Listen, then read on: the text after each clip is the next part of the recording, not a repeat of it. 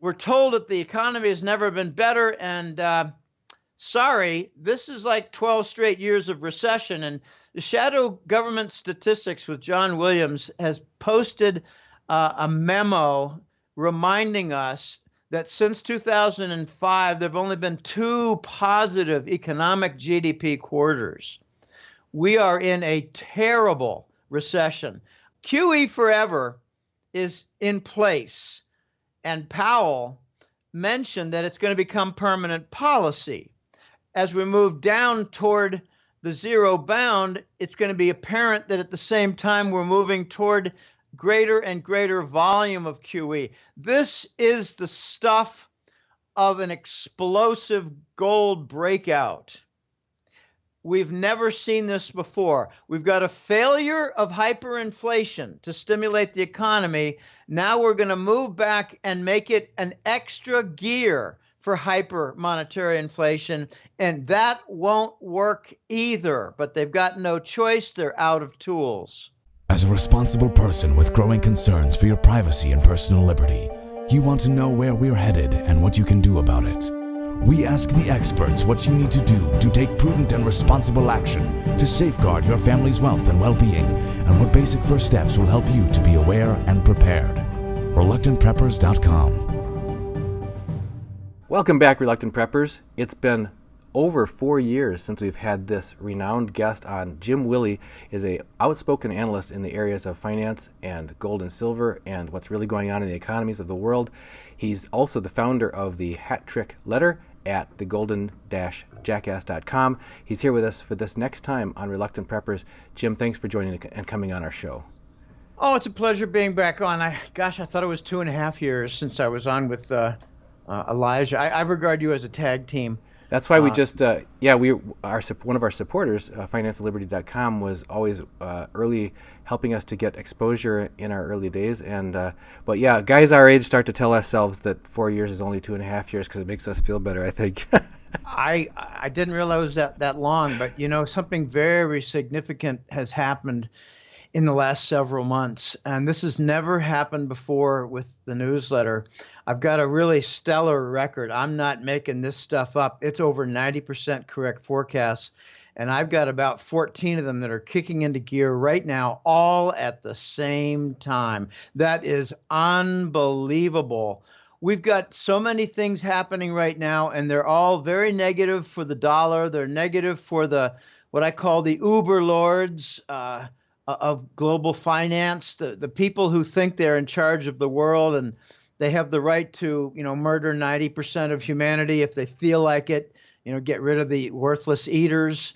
I hope I'm not one of the worthless eaters. I know I'm an antagonist because yesterday it was a vivid reminder. I was asked during a different interview, what happened that took you to Costa Rica? And it was death threats. And both the death threats were related to 9/11 and how I wrote in a rather stern, clear fashion that they were inside jobs. And don't want to get into all that, but today's 9/12. But the global bond market crisis is in full swing. And this is a very big event. And it's something that I forecasted 2 or 3 years ago. I said, this QE will not work out well. The monetary hyperinflation from the Fed, the bond purchase program. I mean, some people think, well, gosh, isn't it stimulus? Well, no. All it did, it prevented the U.S. Treasury bond default. Since when is that stimulus? They ran out of buyers of treasuries. China was backing down. And a little known fact is that China pulled the plug on Fannie Mae, which triggered in 06 and 07 the start of the subprime bond crisis. China triggered that. And now you could say that the trade war with China is triggering another crisis, and it's the bond market crisis. But let's just run through a list here, and I'll touch on many different correct forecasts. And some might say, well, it's not really correct. Well, it's happening right now. Open your eyes. I can convince you further. Sign up for the Hat Trick Letter, and you'll become more, what's the word? I want to be kind, more enlightened, more Informed. Aware? Yeah, sure. Aware, yes. Okay, the first is the gold trade note is launched. The gold trade note is it's basically a competitor to the Treasury bill, and it has a gold basis, and it involves something like a 5, 10, 15% collateral backing. And right now it's being used by the Chinese to guarantee Italian trade. The bilateral trade between Italy and China now has a guarantor. They don't use an import-export bank.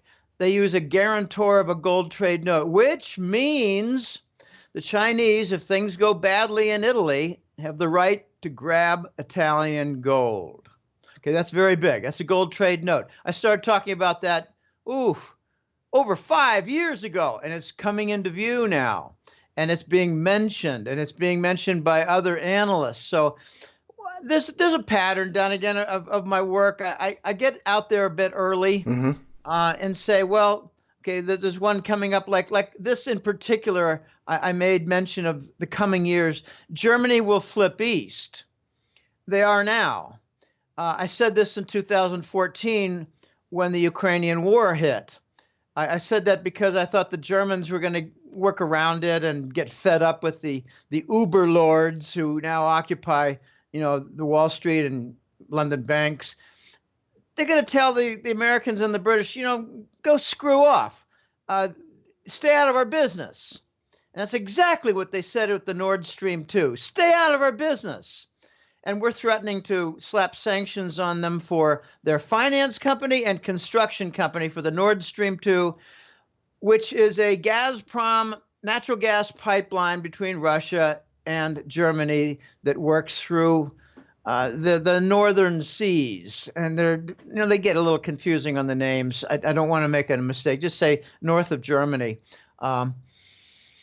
And it's not just that. The Germans have a very clever method in the last few years of setting up subsidiaries in Russia, like Daimler-Benz. So they make a Mercedes in Russia and they sell it to a Russian, and they're not violating any sanction. Okay, these are the workarounds.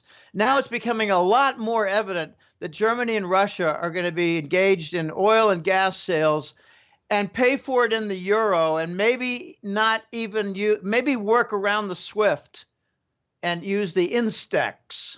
Instex is a new competitor to SWIFT. It's linking Iran with Germany, and Putin, like a brilliant chess master, is saying, let me in, and let's invite India. Okay, so there's like a pan-European standard of using the euro for oil sales.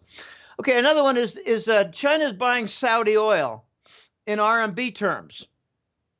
Okay, a few months ago, it became rather obvious because on the Aramco financial balance sheet, which faced disclosure from a London bond issuance, showed $1 million of RMB, which may not sound like a lot, but that's their saving. That's after cost. And that RMB saving, Chinese currency, renminbi, rather than calling it the yuan, I mean, it's confusing with the Japanese and Korean currency. I call it RMB. Let it be known that the Aramco RMB balance sheet column was greater than the Japanese and British combined. This is not a small item. So the Chinese are already outside the petrodollar. And, you could say that the United States and the Saudis are having, some difficult ties, difficult relations. Well, harken back to last March where Trump announced that the $3 trillion of Saudi bonds, U.S. Treasury bonds, would not be available for their usage. In other words, confiscated. I call that tossing the Saudis under the bus. I fully expect that the Saudis are going to face terrorism events by the hands of Langley, and it'll be blamed on Iran, false flag, you name it. But we're throwing them under the bus. And little known fact, done again, is the Saudis are bankrupt. The oil price is cut in half. They got a very expensive Yemen war that they lost. And they just don't have their act together anymore. OPEC is dissolved. OPEC is a joke of a union. Now I think what's replaced OPEC has been in recent months has been the Russian Rosneft cartel, where they buy Venezuelan oil, where they buy Saudi oil, where they buy Iranian oil, and conduct all the blending functions, manage all that, supply liquidity with these nations. Oh my gosh. Okay, the next one is this is my favorite one of all, and I'd like to spend a little more time on it. The Fed reverts to what I call infinite QE forever. And let's elongate the title. Infinite QE forever at the zero bound with a kicker to monetize icon firms. I'm not sure that's going to make a very good acronym, though. No, just call it infinite QE forever with a sidebar of 0% and a second sidebar of monetizing Boeing and maybe a few other big icon companies. And meanwhile, the Europeans will monetize Deutsche Bank. By the way, the Germans threatened, you let Deutsche Bank go down and we will buy gold in the open market with cash. And the Chinese said, you keep screwing around in Hong Kong and we will wreck the London gold market at the LBMA. Okay, so there are many reasons why the U.S. Fed is reverting to infinite QE. Their tightening failed. They almost wrecked the whole system. I don't know what they had in mind tightening for 2.5 years, but they're going to have to unwind it all and go negative. Okay, we have been told for 8 years that the QE bond purchases are stimulus. They're not stimulus. All they did was prevented bankruptcy of the U.S. government Treasury bond market. And they openly talked about firewalls to prevent from excess of liquidity hitting Main Street. In other words, let's just make it available for the finance sector in Wall Street, and let's not share it with businesses. So the businesses are beginning to fail. We were told 20 years ago by Sir Alan Greenspan that financial engineering was going to save the U.S. day and make us the next generation and make our shit not stink. Well, I got news for you. It was a massive failure. Meanwhile, we got $21 trillion in debt. We have $1.3 trillion in annual deficit. We have $1 trillion in trade deficit. And we're facing a balance of payments crisis, which will be the centerpiece of the bond market crisis that I described. The endless war. It just doesn't work. My gosh, what are we doing? We have something like 300,000 civilian deaths. We have something like 5 million displaced, refugees. And this is to feed the military complex? Oh my gosh. All it really does, all these things really do is add to our debt. And you do not extend greater credit in order to fix a problem where you have excessive debt. I mean, it's like saying, well, we got a big fire over there. Come on, bring on the gasoline hoses. Oh, come on. How moronic can you be? It's gotten so strange, Dunnigan, that you've got an enormous building called the Treasury bond complex. All the entire neighborhood in the sector is in ruins. It's under assault. There are robberies, and it's wrecked, and it's dilapidated, and they're saying, come on into the building. It's the safe haven. Well, I got news. It's burning. The Treasury bond safe haven is burning, and that's why the principal reason, the bond market crisis, principal reason we're heading toward the gold standard, and it's going to be shoved down the American and British throats. Okay, there are a few more reasons that I think that infinite QE forever at the zero bound is going to be standard policy, but just watch it step by step. They did a rate cut about a month ago, and it wasn't sufficient. And they lied to us and said that we're in midstream on an economic cycle, a moronic statement, when really we're on a last stage, a final stage of a collapse.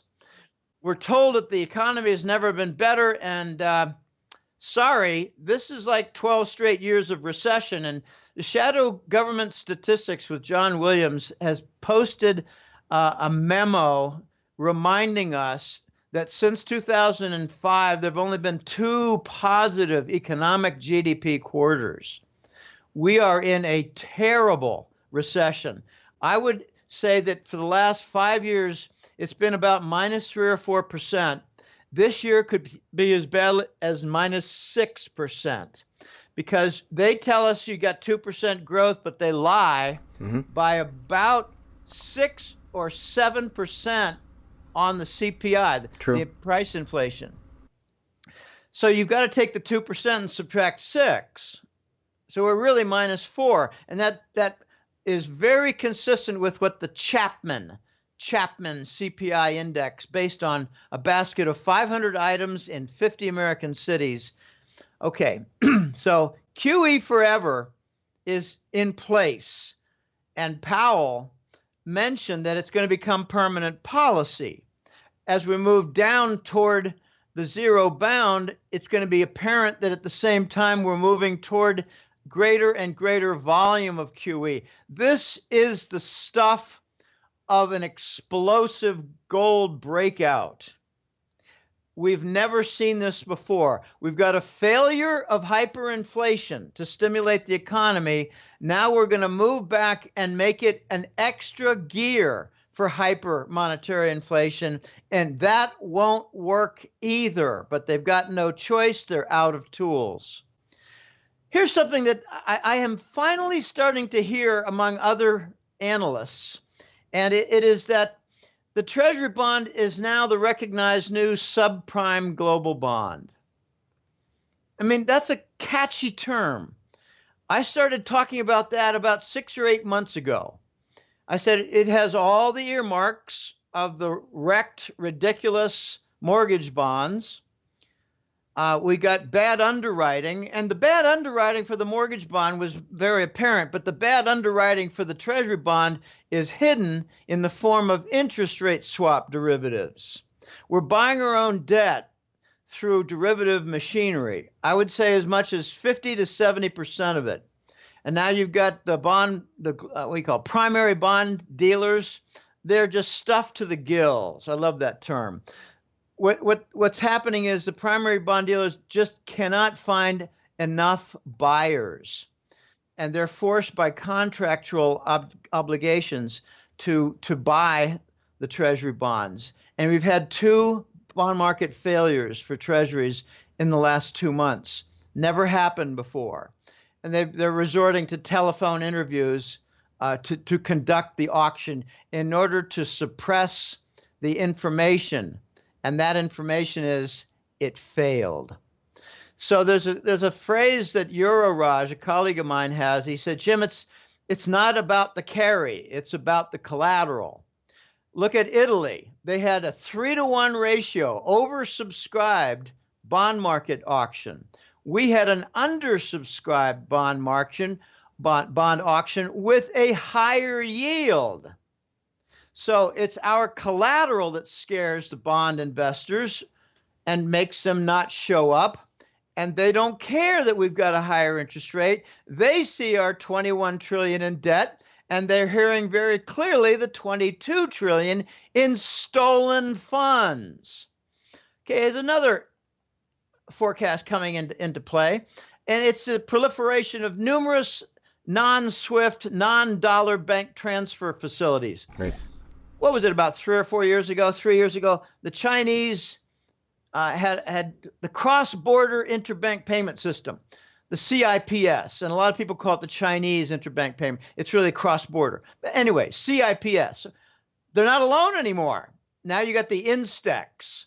That's between Germany and Iran. There's also one between Russia and I think primarily it's former Soviet republics, and I can't remember the name of it. It just doesn't get a lot of publicity because it's mainly a Russian and former Soviet republic internal mechanism for trade payment. They don't want to use the dollar anymore. We've weaponized the dollar with the SWIFT, and the users and participants don't like it. And at the same time, it's 25 years old. It's slow. Since when nowadays do you need 3 days to confirm a SWIFT transfer, or even 2 days?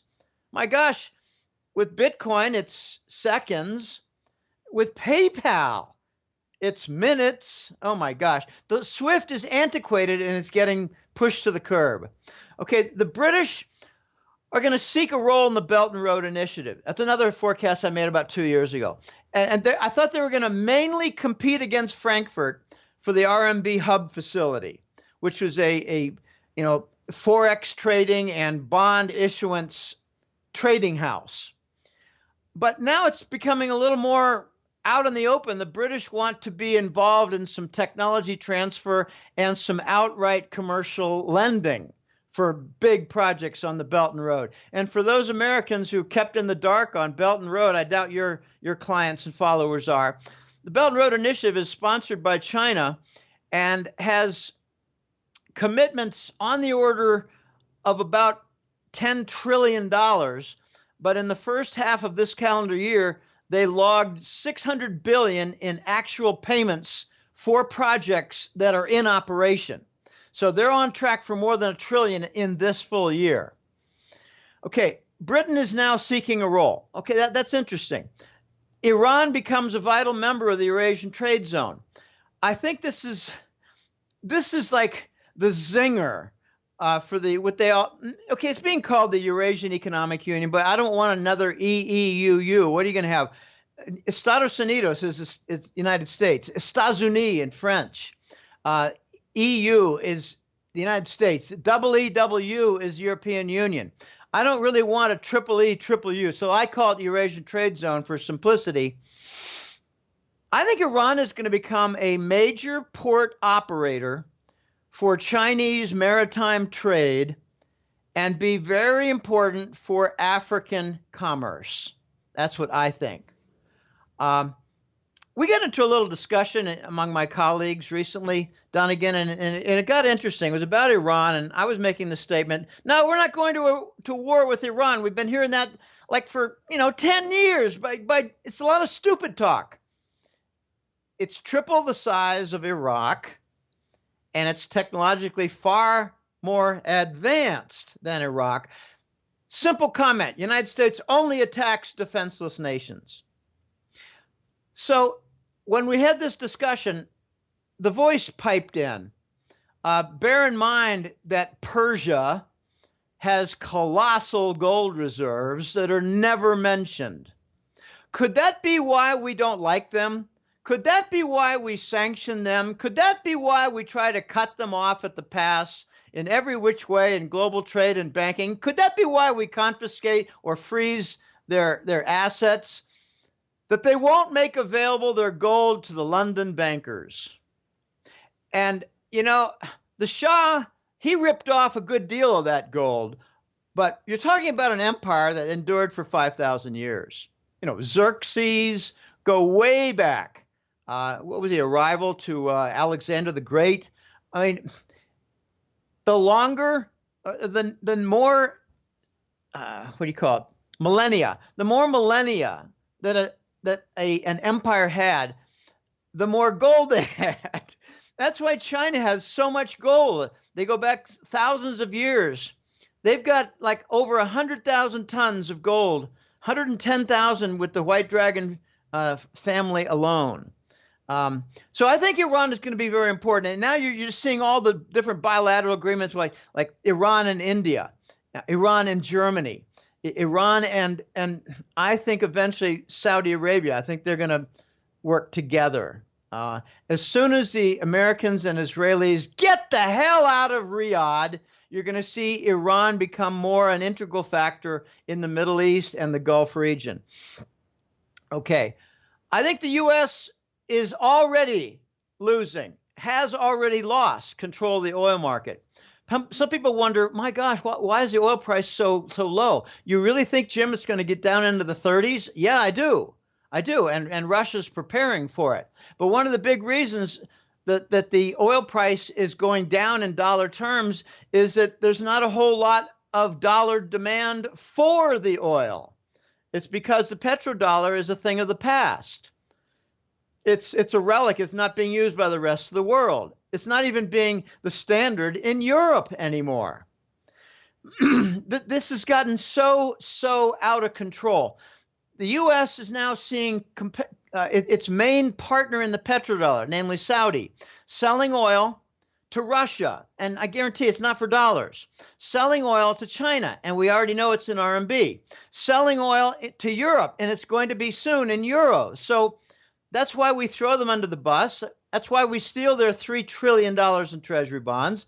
We need it. We need it to keep the exchange stabilization fund going, which is something that I don't think even 2% of Americans understand.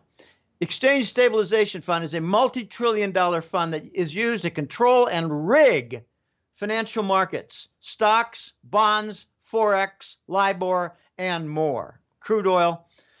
Oh gosh, I've been talking about something called the dual universe, Dunnigan, for at least 3 years. I was tipped to this by Cato, one of my sources inside the U.S. government and military. And he said, Jim, you've been talking about how the dollar will rise, then vanish. And he said, you got to adapt that. It's going to rise, cause a whole lot of problems for the other countries when their currency declines. They can't compete, or they can't print money to manage their own sovereign debt. Right. But the dual universe is going to come into play because the East is going to climb behind China and work toward the gold standard. They're going to do trade in RMB, and it's going to grow. This was all before the Belt and Road Initiative. So I started talking about the dual universe before the Belt and Road was a major pet project that's turning into a gigantic pet project, which I think is going to be part of what I now call the global economic reset. The Belt and Road is the global economic reset outside the dollar. If I could pause now, Dunnigan, for a few minutes, and I'd like to talk about the website before I get toward the end of the hour. Yeah, sure. Go ahead. Okay. In January, I started a new website. It's called www.golden-jackass.com, golden-jackass.com. And it has a wider format. It has nicer color, has better graphic inlays, and it's more adaptable to the portable devices that are proliferating, including my own. I mean, I've got this on the desk, and that's my main avenue to the internet, but I've got a little smartphone. Used to be Samsung, but something happened with their battery system. I just thought, I'm going to go to the best. I want to go to what we're opposing. I went to Huawei. Well, they call it Huawei here in Spanish. Huawei. I said, no, not Huawei. It's Huawei. Oh, okay. And I give them a hard time. I'm not fluent in Spanish. I'm getting there. It's very hard. But the portable devices, through recent surveys, have been revealed as now having over 60 and close to 70% of internet access. That's amazing, because 6 or 8 years ago, I'm not sure they had more than 10 or 12. So it's a proliferation. I love that term. It's just explosive, but proliferate in a good way, like blossoming, a multiple blossoming event in a garden. And it's mostly good, except the screen is small, and sometimes you have to use a reduced application, and sometimes it just doesn't work like with an online order, and the little fingers are kind of small. And I work with 2 thumbs, and my thumbs are not small. You can't do multiple fingers. Okay, the point is I got a new website, and it's gotten a lot of good reviews, and I'm very happy with it. I got a European fellow who's a bit broader in his background and does some intelligent things that I'm really happy about for getting search engines to bring us more forward in the search results, and doing other things to keep us safe from spam devices that would load us down. So he does a lot of things behind the scenes that helps it out and makes it quicker, makes it cleaner. But I got to mention something that I had to do 3 months ago with a certain dose of humility. I've been in Costa Rica now for 12 and a half years. And your English is quite good, by the way. Well, mi español está bastante bien, y me defiendo bien también. My Spanish is good. I defend myself well also. I ran into a buzzsaw here. I was warned, and I thought, well, if I'm careful, I can do okay and avoid losses. I ran into a buzzsaw fraud. It's just everywhere. It's like I've never seen in my life. I knew of one corrupt attorney in my first 55 years before I moved here, And I've been exposed to at least 20 corrupt attorneys here. Every gringo I know, every Canadian I know has experienced either directly or with a good friend attorney fraud. They change property titles. They take money for a residence application and do nothing. They do other hidden things like write out a person on a project. My best friend in the first year was a guy named Gary. He was from New York. And he told me, Jim, I'm the victim of 2 frauds. You got to be careful here. I did a couple properties. They were small, and my role was $60,000. But each time it was stolen by the attorneys and by the locals.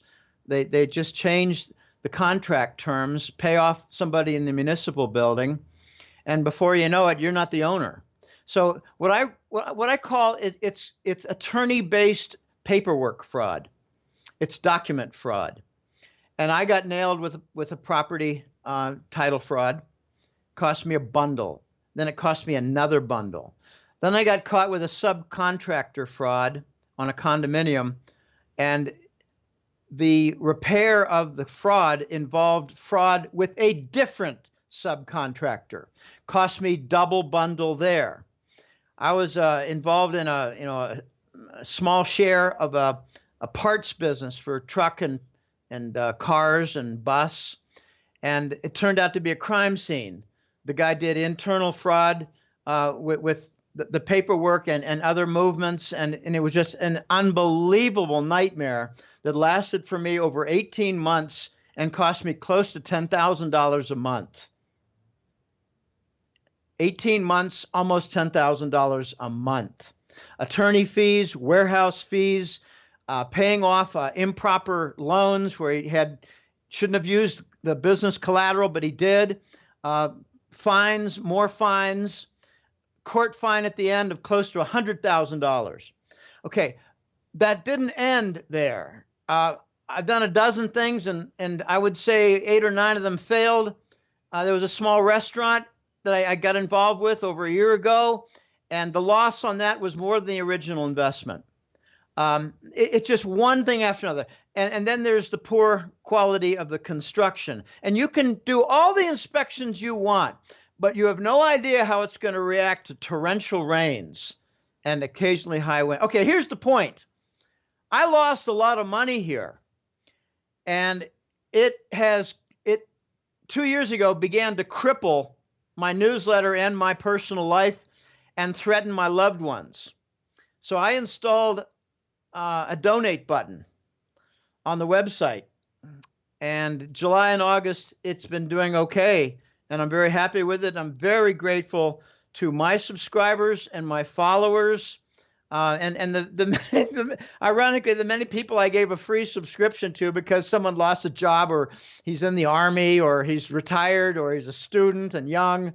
So far the freebies to the radio show hosts haven't shown up in the form of donations. But here's an added element to the losses done again, and it's very unfortunate because in March or so of 2017, I started talking about the pedophiles, their networks, and their child killing rituals, and that is exactly when almost all of these losses occurred. So there's something of a spiritual dimension to this, a demonic element. And I'm reaching out to 2 groups. I'm reaching out to the Christians in the crowd, because that's the kind of help I have sought for protection, prayer protection, cleansing protection. But I'm also reaching out to the sound money advocates. And, reluctant preppers are part of that. I'm asking to go to the website and help me with a donation, small, medium, or large. I've been shocked at some of the large donations. They're mainly from my own client base. It's just a breath of fresh air. I'm out of the woods, but I'm not out of debt. That's how I like to describe it now after 2 months, almost 2.5 months of the button. But I mentioned the demonic element. I've been told that Wall Street has a satanic ritual meeting every single day, an hour before they open the Wall Street Stock Exchange, the New York Stock Exchange and the NASDAQ, an hour before. And I think I've been targeted. So I'm looking for your prayer protection, and I'm looking for your support in the form of donations, small, medium, or large. Just in the last 24 hours, I got something very small, I got something very medium, and I got something rather handsome and large in the last 24 hours. So I would like people to find it in their hearts to help me out because, to be honest, Don, again, this is a bit of a mission. I'm not unlike, I love that Howard Cosell term, I'm not unlike a Christian missionary that I know in Belize, a very nice guy named William, and he might even listen to this. He's doing missionary work. He's doing help. He's feeding the poor. He's helping people. He's also helping a few people from alcohol problems. Okay, so I'm helping people too. I'm on a mission. And I don't mind the hate mail from the people who are so cowardly and spineless as to put a false email on their contact us email. And you know who you are. But for every hate mail I've got, there may be 100 to 200 positive emails. So I don't mind the hate mail. I just write back, thanks for your comprehension. And I just wait and wait. Okay, 2 minutes, there it is, undeliverable. Another coward. Okay, so I hope people can go to my website, sign up for the newsletter, and before that, maybe check out some of the free material. Make a donation if you're not going to sign up. And amazingly, about 10 or 12 people in the last month or two have done both. And I thought, wow, that is really, really extended generosity. Someone signed up today and said, Jim, I saw your appeal. And I thought, well, instead of a donation, I'll just sign up for the newsletter. I'll get something for that. Well, do whatever. If you don't feel like sitting down and reading, a 45-page report every month, which I think is fun and a whole lot more educative than the New York Times, sign up for the newsletter. But if you don't have time, make a donation. All right, let's continue. Thanks for that time. No, thanks for giving us people a heads up about what you've run into, because a lot of folks on our channel have been talking about it and considering whether they should stay in the U.S., should they have a second domicile that they can get to. We had Doug Casey on recently talking about the virtues of that. We've had others in the past. And hearing someone who's been, like yourself, living in an expat situation for over a decade, both the ups and the downsides of that are helpful awarenesses so people can be prepared. Let me make a few comments since you followed up. You kind of opened the door for a little bit more here. It's not all negative. Costa Rica is a wonderful place. There's some things about the culture I love. Their music is good. A lot of beautiful women. Their nature is wonderful. They have flowers that are gorgeous. They have orchids. How do you tell a flower's an orchid? If it doesn't smell. No odor. It's odorless. Okay, that what is sort of a definition of an orchid. They have jungles. They've got colored frogs. Don't ever touch a red frog because you'll be dead in 30 minutes. They've got more species of snakes than any country in the world. They've got glorious beaches, but they must control from the poverty. They must control the effluent from the villages. I'm talking about fecal matter. So when you go to a lovely beach, go to the ends. Don't go to the middle. Go to the ends because the middle is where the big tubes are. And you can see the brown algae. And if you're not careful, you'll get a burn on your leg. You'll get a burn on your cheek. You'll get a burn on your bum. Costa Rica's got beautiful weather, even during the rainy season. It's beautiful until noon. We're in the rainy season now. We had rain in the morning, but yesterday it was beautiful. The day before it was beautiful. In the afternoon, it tends to rain a little bit. The people are very nice, but the people in power are not. And to get here's one of my sayings, Don, again. If you're going to be involved in the paperwork, the official paperwork that involves an attorney, involves an accountant, and involves the hacienda, which is like their combined tax, just think of it as their grand tax office. All kinds of taxes are handled there. The hacienda. And the translation of hacienda is doing. Estoy haciendo algo. I'm doing something. So the hacienda is where they have all their tax matters. If you're involved in the paperwork, you got a 50% chance of fraud. Now, in the United States, it might be like 2 or 3, or maybe 1 or 1.25 or half of 1%. Here it's 50%. Okay, I know people who finished paying off their Range Rover from a car dealer and had to pay a bribe to get the title because he forgot to put into the contract that for $100 he had the right to receive the fully paid title to his own car. I had a mortgage that I paid off. I had to pay a $5,000 bribe to get the title back because we didn't put into the writing. We don't anticipate these things. Wherever there's paperwork, there's a 50% chance of fraud. That is not the case in Panama. Little known fact about Panama, Donegan, they've got the canal. And we don't think about the canal's revenue. We just think about the canal's access. Oh, gosh, I mean, Europeans can send stuff to the LA ports and not have to go around the Cape Horn of Africa. Okay, but I did some research and found that it's $8 to $9 billion a year in revenue. Their population is 3 million. Ours in the United States is 300. Very simple napkin math. It's 100 times. Now, what would happen to the United States if we had $800 to $900 billion of basically free revenue? We would thrive as a nation. We would have like small business lending all over the place. We would do lots and lots of different things that would help the economy. That's what Panama does. They don't have the lawyer fraud. They don't have the document fraud. Little known fact is, before the Panama Canal 100 years ago, Costa Rica was the dominant player with what they called the land canal. It was a railroad that connected the two coasts, and it was 170 miles long. And, there's some funny stories. They'd have an earthquake, and they had to shut down the railroad because the tracks moved, 5 feet that way.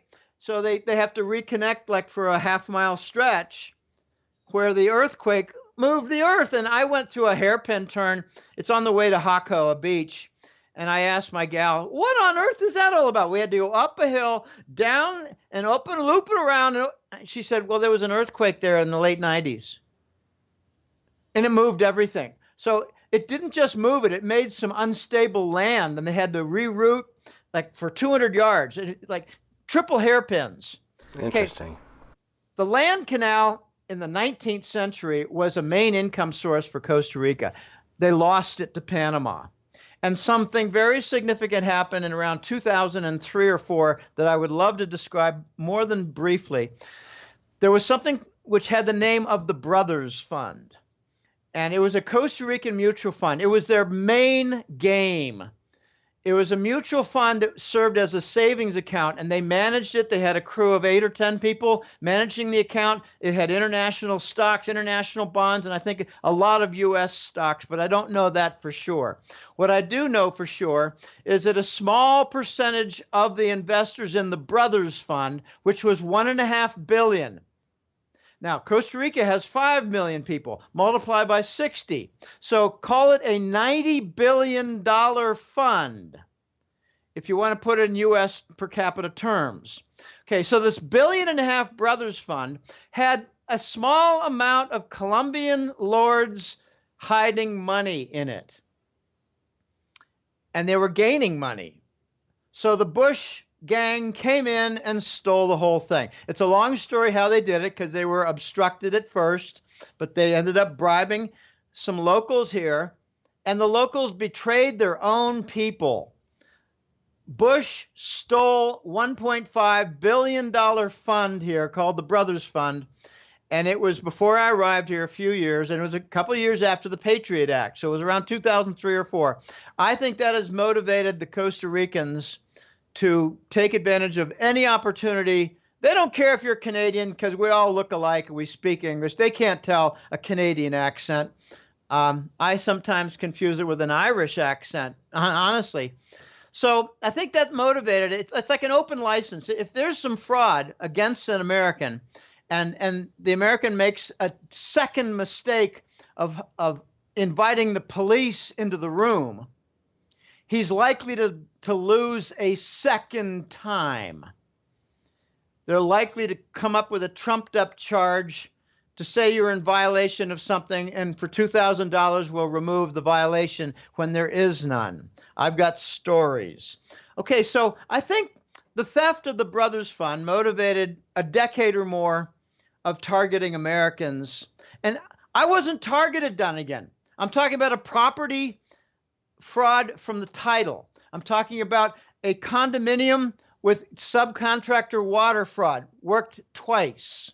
The guy who did the repair also committed fraud, and he left town.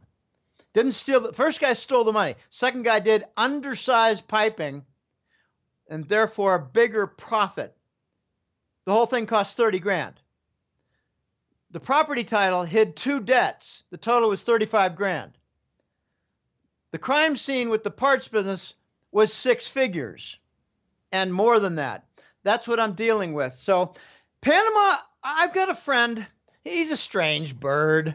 His name was Michael. And he said, Jim, I lived out in the suburbs of San Jose for 5 years. I got robbed 3 times. I got tired of the traffic problems. So I just moved to Panama. I've been there 8 years. I haven't had a single break-in.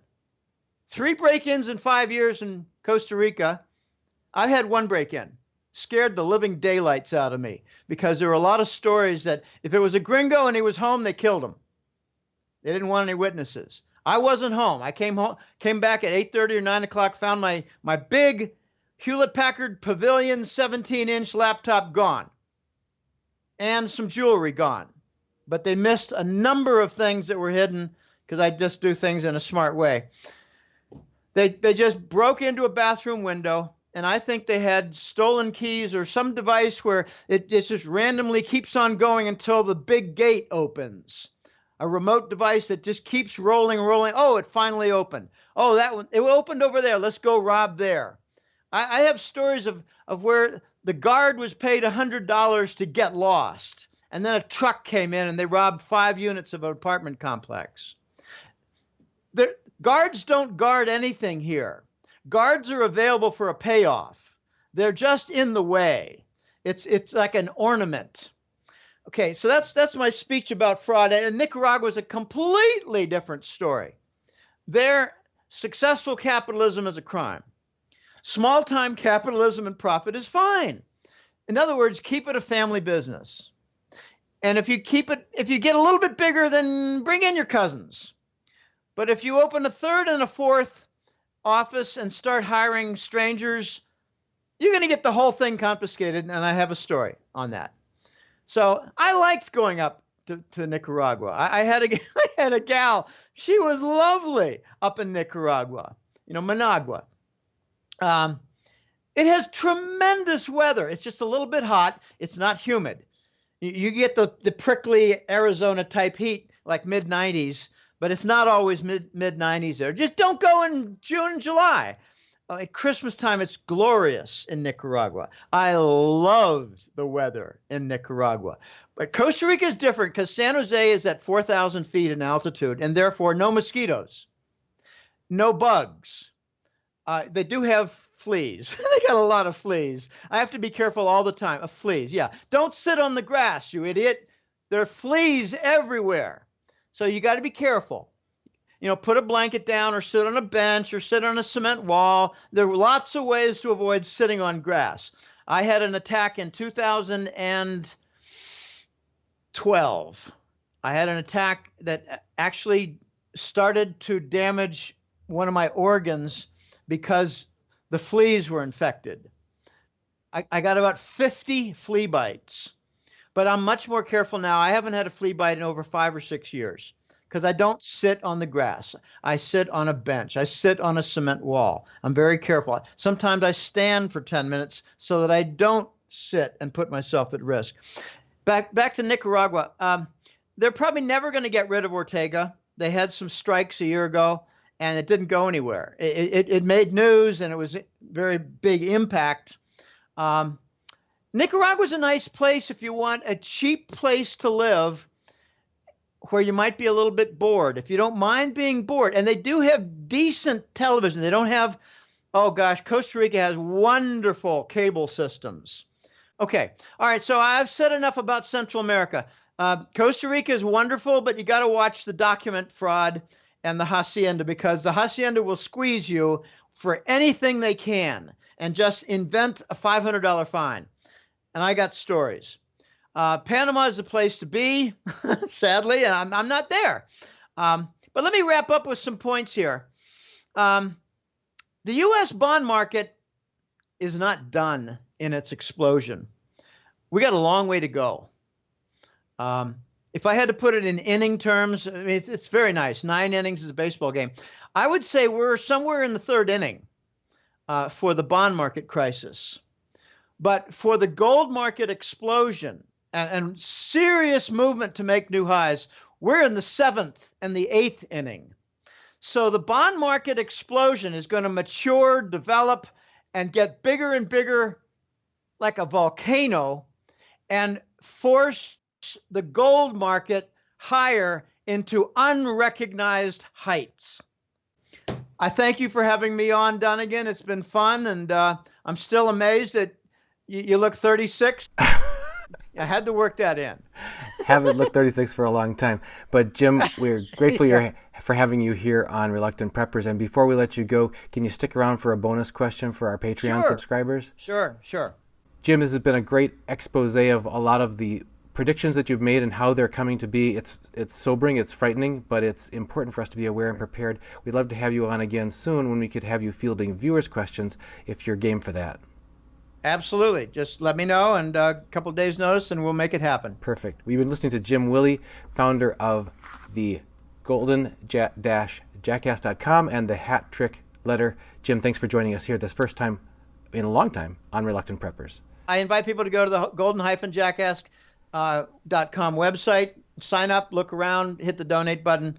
Enjoy yourself. Thanks. Reluctant Preppers provides educational awareness and commentary only. Opinions expressed do not constitute personalized financial advice. Viewers are encouraged to do their own research and seek qualified personal financial consultation before making investment decisions. With surprising new concerns expressed about Dunnigan's changing hairstyle, one viewer even commented that hair is dyed, fried, and laid to the side. But what you're not being told is Dunnigan's hair needs no dye thanks to the wonderful vitamin and mineral regimen that Melody recommends, and is not laid to the side to cover any bald spot either, since Dunnigan's full head of hair is exceptionally well attached. However, Dunnigan does use hair products only as a disaster prevention because he's at severe risk of catastrophic emergency situations. But although there may be some changes you don't like to hair, this is one kind of change you'll definitely want to have on hand if the situation gets hairy. Pure silver. And for a limited time, your first ounce of silver can be purchased at spot price with free shipping on orders over $99 by going to sdbullion.com/rp. And you'll be supporting Reluctant Preppers as well. It's within your grasp to get your hands on the perfect change for hairy situations at sdbullion.com/rp. P.S. Dunnigan was not harmed in the making of this video.